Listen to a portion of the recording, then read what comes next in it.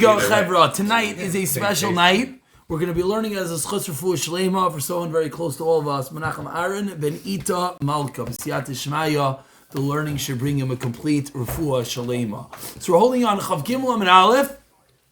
We're not going to relearn the whole Mishnah. We'll just speak outside what the Mishnah taught us. And then we're going to dive right into Rabbi Akiva versus Rav Gamliel, which is making a sukkah on a boat. And actually, today's discussion is going to be very vast. We're not going to be able to dive all the way in, but we're going to start seeing ideas about sukkah that one day will come full circle. So let's go in. So we had a Mishnah, and the Mishnah said you're making a sukkah on a wagon or a boat, it's kshira v'ayla labiyantif.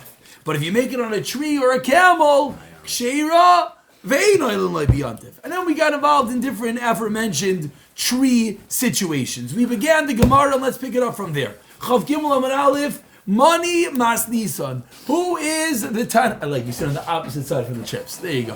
Mani Mas Nisan. Who is the Tana of the Mishnah? Rabbi Akiva.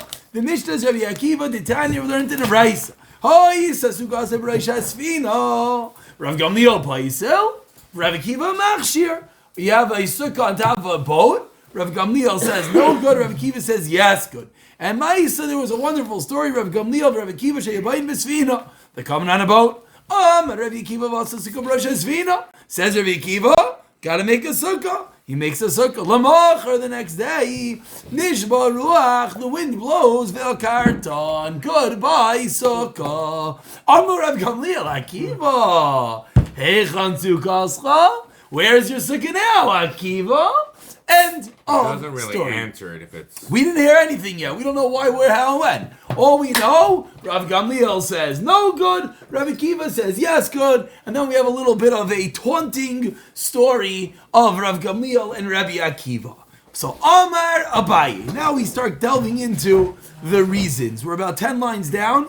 The first word of the line is Sukkascha.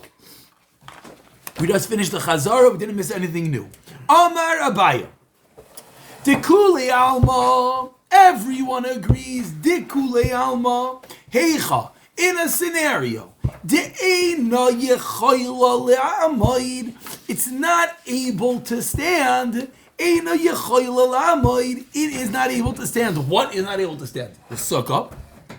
If it's not able to stand, biruach mitsuya, in a regular wind, diyabasha, on dry land. So everyone agrees if a sukkah is not able to stand in a regular wind on dry land, loy klum he, it is nothing.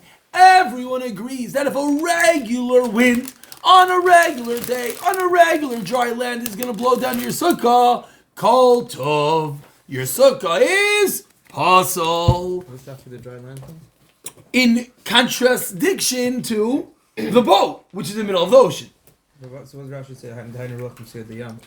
Oh, we got to get there. Let's go slow. Loy klum he means what? It's nothing. Loy klum he, it is nothing. What does it mean? It's nothing? That means your sukkah is nothing. As in it's the most stable place, and if it can't stand... Very good. We're in the middle of a place, street, and if a simple wind is going to blow, then your sukkah is not a sukkah, it is puzzle, it is nothing. That's here every other year. That is, yeah, we're got to get there. That's why we started off that today's discussion is going to very far-reaching...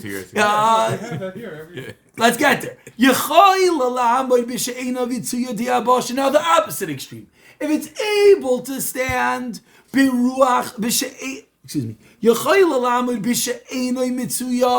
if it's able to stand in an abnormal wind, tornado comes, and you're that guy. So that guy, Ben, your sukkah is that sukkah. No, your sukkah can stand anything. Tornado comes, Ben's sukkah is going nowhere. My sukkah, cult of. That's okay, good. I know I'm going to go to bed. You're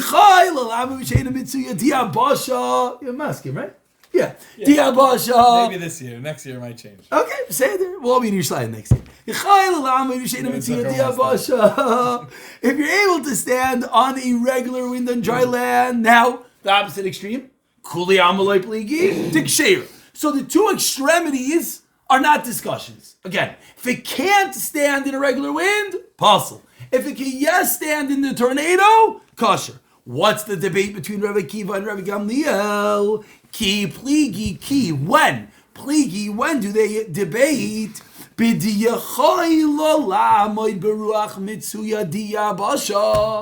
it's able to stand in a regular wind on dry land, but let's just read the brackets. No, let's not read the brackets. So on the side of your page, I know everyone has it differently, but there's a little aleph that throws in Baruch Mitzuya Diyam. So let's just go with that. There's lots of girsayis going on over here. Let's just read it that way. It's a little bit easier. So again, if it's able to stand in a regular wind on dry land, but it's not able to stand in a regular wind in the ocean. Now, we can all understand that a regular wind on land versus regular wind in ocean is a different regular wind. Oceans have quite fierce gusts of winds. So in this case, that your sukkah, if you're on land, your sukkah would be great. But now that you're on your boat, your sukkah is flying away, that's the machlokes. So what's the machlokes? Rabbi Gamliel Savar, sukkah diras keva binon.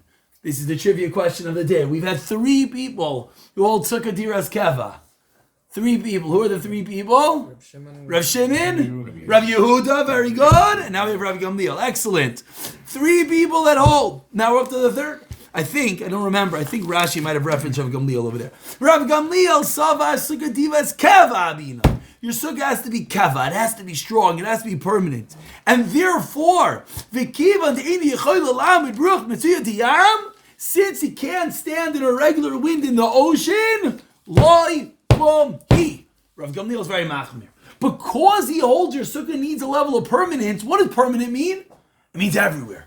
It means it has to be permanent in all situations. So very good, your sukkah could have stood on Dunnigan, but since it's not standing out in the Atlantic, says Rav Akiva, it's possible. So Rav Gamliel says Rav Gamliel, it's possible. Excuse me. So sukkah in a tree that's supported by. We have to see. So far, we're only talking about winds. Everything we're talking about here is winds. How we're going to equate this? You're thinking good. How we're going to equate this to the tree? We have to get to. But first, we have to get to the winds. So that's Rav Gamliel. Rabbi Akiva Savar, Sukkah Diras Arai Binon. Which, by the way, if you see before the word Sukkah, you see that little base. That little base sends you up to the top left corner in the Ayin Mishba Ner Mitzvah, which is, in your Gemarah, it's not in the top left corner. Your Gemarah doesn't have it at all. It has the base, but it doesn't have. Where does it send you to? Nowhere. Doesn't send you anywhere. Okay, say there. The base is supposed to send you. They cut it off.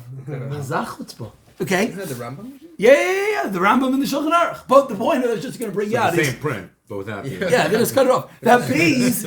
Why did I bring out that base? Because that base just tells you Talach Lemaisa. So this is how we pass. That's all I wanted to bring out. That sukkah diras arai binon. That a sukkah is temporary. So says Rabbi Kiva, v'kiva the achayla lamoy beruach mitziyah diabasha. It is ksheira. You're not on the yabasha. Doesn't make a difference. That's the chiddush. Let's just understand how far Rabbi Kiva's chiddush goes. Rabbi Kiva says, I build my regular canvas sukkah in the middle of the street over here. If a regular wind comes, it's going to be fine. It's a kosher sukkah. I take the same sukkah, I put on a boat. Now, a regular wind comes, blows it away. Says Rabbi Kiva, your sukkah was still kosher. Why was your sukkah kosher? Because we gauge it in the regular quote-unquote scenario. Why? Because sukkah dir is arai binon. The sukkah is temporary and therefore it goes by dry land. Just to show how far this goes, in the world of halacha l'maisa, if you build something on a 3rd floor porch, do you gauge the wind of the 3rd floor porch or do you gauge the wind of the ground? If you build it on the 3rd floor porch, do you say that there are buildings that are blocking the wind? Do you say, what if there were no buildings here, there'd be more wind? This is a mass machlekes, chazanish, Shtieble, etc., which maybe one day we'll talk about. But right now, that's machlekes. Depending on the area? That's where, very good. That's where chazanish, Shtieble get involved. Do we say that the buildings are blocking? For example, if you build your sukkah behind your house blocks the wind, so it's very good. But what if the house wasn't there? It would be a much bigger issue. This is where it all comes from. This machlekes of Akiva and Rabbi Gamliel.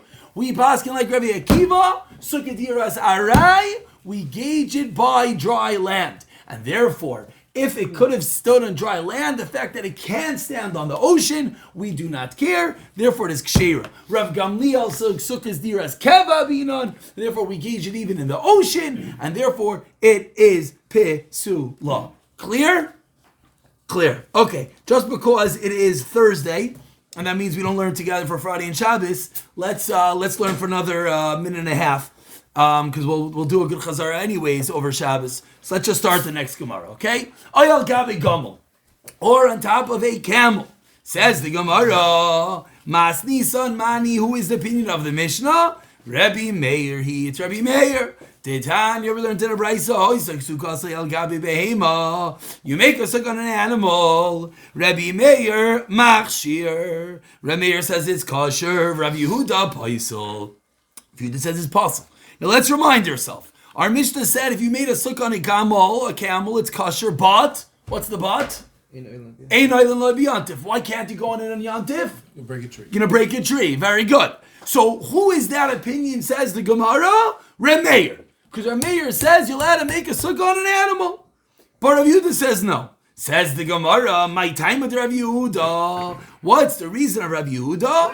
Amar Kra, we say in a pasuk, Chag HaSukkah. What? Why does Rabbi Yehuda hold it's possible if you make a sukkah on an animal? Possible, not our Mishnah, the other opinion. Amar Kra, Chag HaSukkah is ta'asel l'cha shivas yomim. End of pasuk. We learn out from this pasuk, sukkah haru'uya, sukkah which is ra'i, which is fit l'shiva for 7 days.